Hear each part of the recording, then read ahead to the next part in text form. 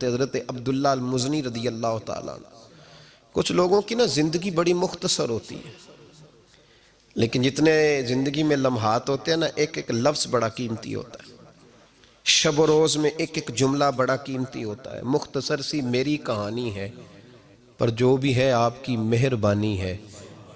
فرماتے ہیں کہ میرے والد بچپن میں انتقال کر گئے، مجھے چچا نے پالا تھا۔ اللہ نے میرے اوپر رحم کیا اور میں رسول اللہ کا غلام بن گیا۔ چچا اسلام کا بڑا دشمن تھا، وہ مجھے نبی پاک صلی اللہ علیہ وسلم کا نام سننا معاذ اللہ جلال میں آ جاتا تھا سنتے ہی، لیکن مجھ سے رہا نہیں جاتا تھا۔ اب میں کیا کروں؟ میرا روز دل کرتا تھا مدینے جانے کو، روز۔ میری ماں میرے درد سے آشنا تھی۔ ایک دن میں تڑپ اٹھا، میں نے کہا اماں مجھے پتا ہے تو نے میری خاطر نکاح نہیں کیا، لیکن اماں میرا اب دل نہیں لگتا، چچا جانے نہیں دیتا۔ اماں کہنے لگی بیٹے جا، میری طرف سے اجازت ہے۔ کہتے ہیں میں جا کے چچا کے سامنے کھڑا ہوا، چچا میں نے جانا ہے۔ کہاں؟ پتہ اسے تھا مسلمان ہے۔ کہاں جائے گا؟ میں نے کہا مجھے مدینے جانا ہے۔ کہتے ہیں وہ تو آگ بگولا ہو گیا، کہنے لگا تیرے پاس جو کچھ ہے سارا میرا دیا ہوا ہے۔ تو میں نے کہا چچا رکھ لے۔ کہا جیبوں میں جو ہے وہ بھی نکال دے۔ کہتے میں نے رکھ دیا۔ پھر جلال میں کہنے لگا یہ جو تو نے کپڑے پہنے یہ بھی میرے ہیں۔ حضرت عبداللہ المزنی کہتے ہیں میں نے وہ کپڑے بھی اتار کے دے دیا، میرا وجود ننگا ہو گیا۔ تینوں لب دیاں آپ گواچے، سانو اپنی خبر نہ کوئی، ساتھوں پارے ککھ گلیاں دے، ککھ گلیاں دے۔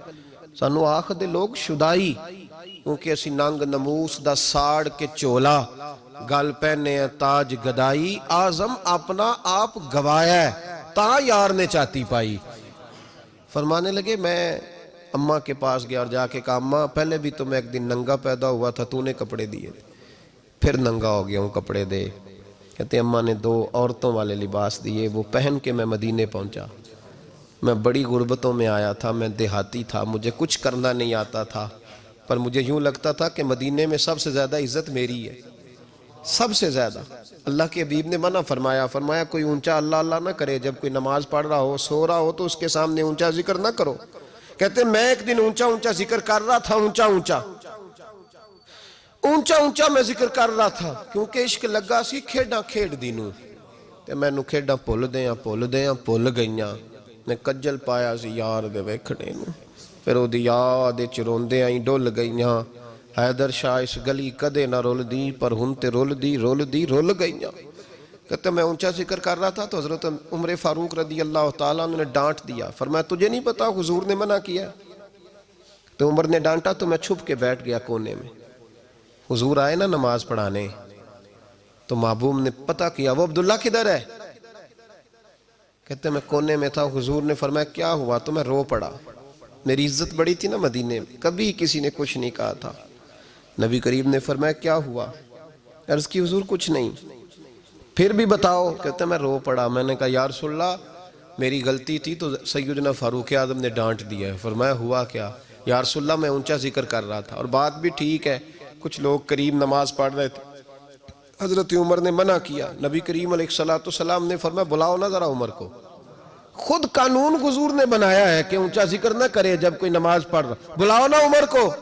جناب عمر آئے تو حضور نے فرمایا عمر میرے عبداللہ کو کوئی نہ ڈانٹے، کسی ان پڑھ سے، کسی دیہاتی سے، کسی بھولے سے انداز دیکھے حضور کا، اسے کوئی نہ ڈانٹے۔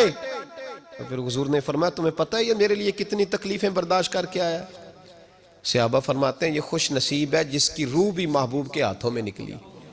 اور جب جنازہ اٹھا تو حضور کی داڑھی سے ہم نے آنسوؤں کے قطرے ٹپکتے دیکھے۔ مدینے میں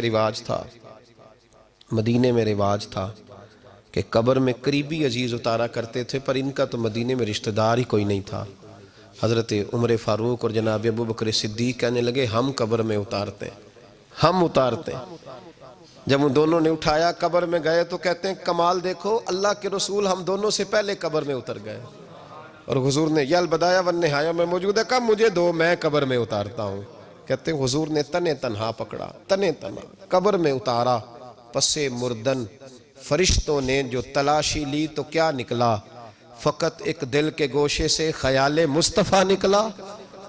نبی کریم علیہ السلام نے قبر میں رکھا اور ساتھ فرمایا اے اللہ میں آج شام تک اس سے راضی تھا، تو بھی اپنے کرم سے اس سے راضی ہو جا۔